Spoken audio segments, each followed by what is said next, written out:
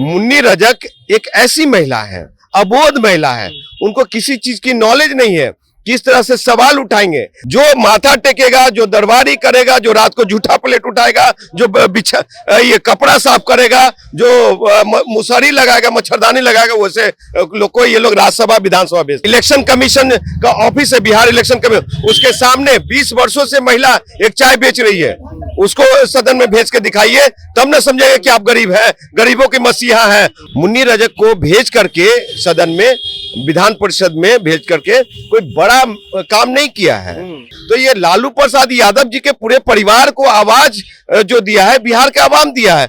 अब बार बार बेवकूफ बनाना चाहते हैं। सर, जब गरीबों की पार्टी है तो इनकी सरकार रही 15 साल, उस 15 साल में सभी गरीब, निर्धन, शोषित, वंचित लोग IAS IPS क्यों नहीं बन गए, इंजीनियर, डॉक्टर क्यों नहीं बन गए, कहते हैं आज भी मजदूरी क्यों कर रहे हैं। जब से मुन्नी रजक का नामों का ऐलान हुआ है, बिहार की सियासी गलियारों में बहुत ही जबरदस्त हलचल है। कोई ये तर्क दे रहा है कि ये राष्ट्रीय जनता दल गरीबों की पार्टी है, कोई ये तर्क दे रहा है कि मुन्नी रजक क्या काम कर पाएगी। बहरहाल नमस्कार, मेरा नाम पंकज है और आप जनता जंक्शन देख रहे हैं। देखिए, मुन्नी रजक को राष्ट्रीय जनता दल ने MLC का प्रत्याशी बनाया है, उसके लेकर के बिहार में हलचल है, राजनीतिक हलचल है। इस मसले पर हम बात करेंगे।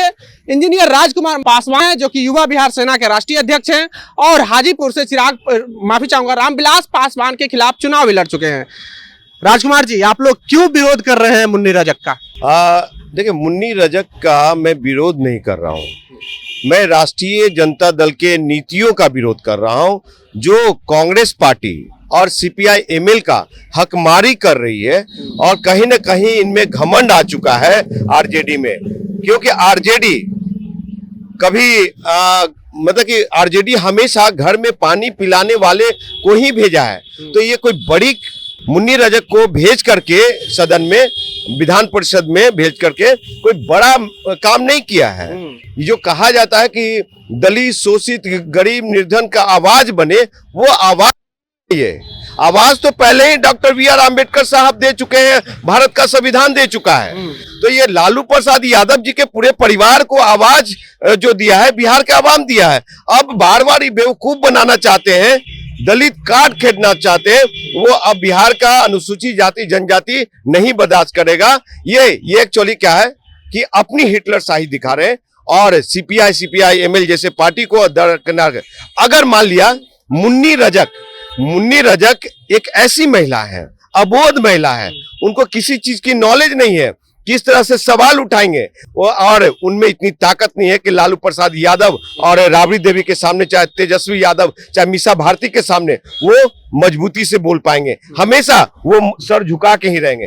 तो वैसी सदन को नहीं चाहिए। सदन को पढ़ा लिखा हुआ अगर आपको भेजना ही चाहते थे तो आपके पार्टी में, RJD में रजक समाज से बहुत बड़े बड़े नेता हैं और अच्छे कार्यकर्ता, पढ़े लिखे हुए, उनको भेजते।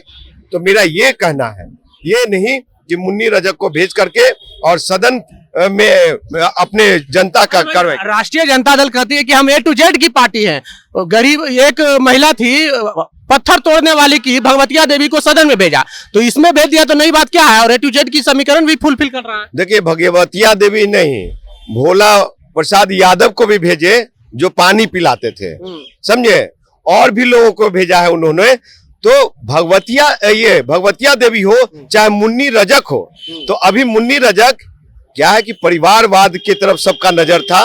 मीसा भारती को राज्यसभा भेजा गया था, हिना साहिबा को टिकट ना दे करके काट करके अपनी बेटी को भेजा लालू प्रसाद यादव ने, जिसके कारण उस भरपाई के लिए और उस मुद्दे को भटकाने के लिए ये उनको MLC बनाया जा रहा है। और बिहार का जो जनता आवाम है, बिहार का जो अनुसूचित जाति जनजाति, मतलब 16% दलित है, वो भाई समझते हैं, जानते हैं, और लालू प्रसाद यादव और इनके परिवार पार्टी का चेहरा पहचानते हैं। तर्क तो RJD के कई नेता तर्क दे रहे हैं कि हम गरीबों की पार्टी है, कार्यकर्ता को अगर टिकट नहीं देंगे तो कार्यकर्ताओं में जोश और उल्लास कहां से आएगा? सर, जब गरीबों की पार्टी है तो इनकी सरकार रही 15 साल, उस 15 साल में सभी गरीब, निर्धन, शोषित, वंचित लोग IAS IPS क्यों नहीं बन गए, इंजीनियर, डॉक्टर क्यों नहीं बन गए, कहते हैं आज भी मजदूरी क्यों कर रहे हैं।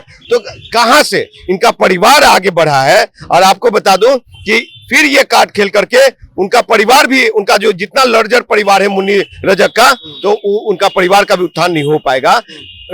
2 साल, लगभग 2-2.5 साल मुख्यमंत्री डिप्टी सीएम रहे तेजस्वी यादव, तो तेजस्वी यादव ने क्या ऐसा कार्य कर दिया?